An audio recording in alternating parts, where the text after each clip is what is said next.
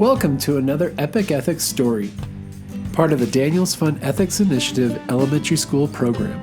As you listen to the story, consider the 4 awesome questions, inspired by the Rotary 4-way test. Is it true? Is it fair? Will it build friendships and community? Will it be helpful to those involved? Stay with us after the story for some thought-provoking discussion questions.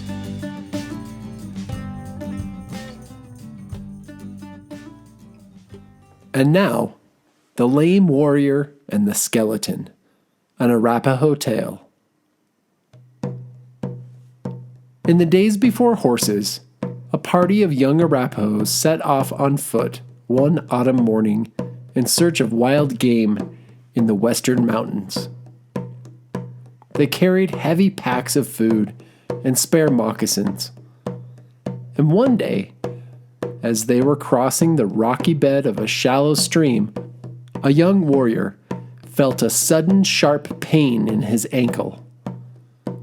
The ankle swelled and the pain grew worse until they pitched camp that night. Next morning, the warrior's ankle was swollen so badly that it was impossible for him to continue the journey with the others. His companions decided it was best to leave him. They cut young willows and tall grass to make a thatched shelter for him. And after the shelter was finished, they collected a pile of dry wood so that he could keep a fire burning. "When your ankle gets well," they told him, "don't try to follow us. Go back to our village and wait for our return." After several lonely days, the lame warrior tested his ankle, but it was still too painful to walk upon. And then, one night, a heavy snowstorm fell, virtually imprisoning him in the shelter. Because he had been unable to kill any wild game, his food supply was almost gone. Late one afternoon, he looked out and saw a large herd of buffalo rooting in the snow for grass quite close to his shelter. Reaching for his bow and arrow, he shot the fattest one and killed it. He then crawled out of the shelter to the buffalo, skinned it, and brought in the meat. After preparing a bed of coals, he placed a section of the ribs on the fire for roasting. Night had fallen by the time the ribs were cooked, and just as the lame warrior was reaching for a piece to eat, he heard footsteps crunching on the frozen snow. The steps came nearer and nearer to the closed flap of the shelter. "Who can that be?" he said to himself. "I'm here alone and unable to run.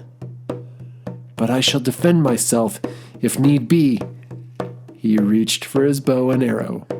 A moment later, the flap opened and a skeleton, clothed in a tanned robe, stood there looking down at the lame warrior. The robe was pinned tight at the neck, so that only the skull was visible above and skeleton feet below.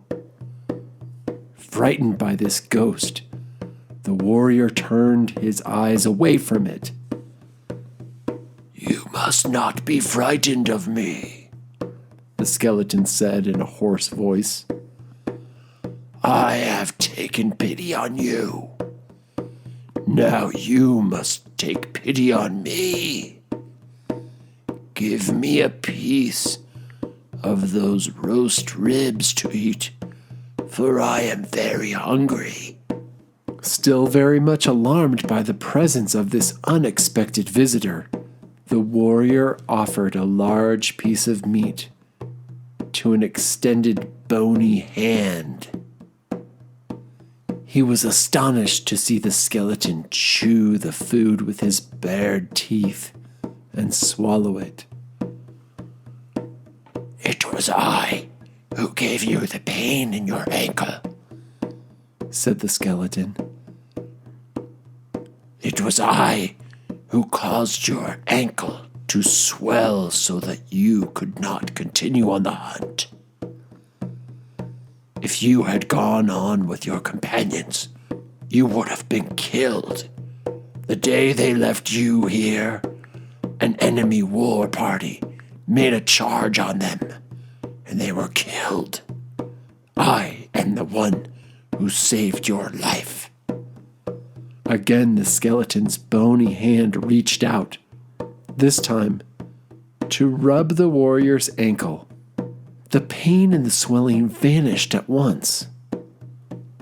"Now you can walk again," the ghost said.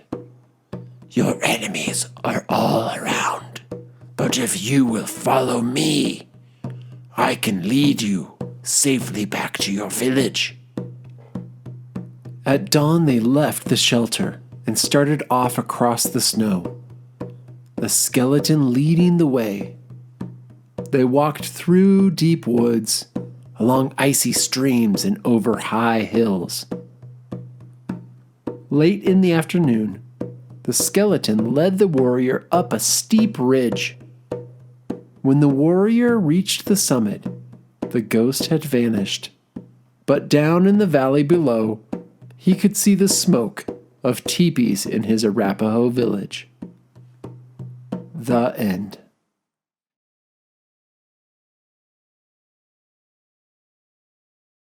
Discussion questions. Sometimes help comes to us from unexpected places. When have you been helped unexpectedly? Tell about a time that you helped someone unexpectedly. When has someone or something that first seemed scary turned out to be a blessing in your life? Why do you think the ghost wanted to help the warrior? How is it that a ghost can be hungry? What might have happened if the warrior refused to let the ghost eat?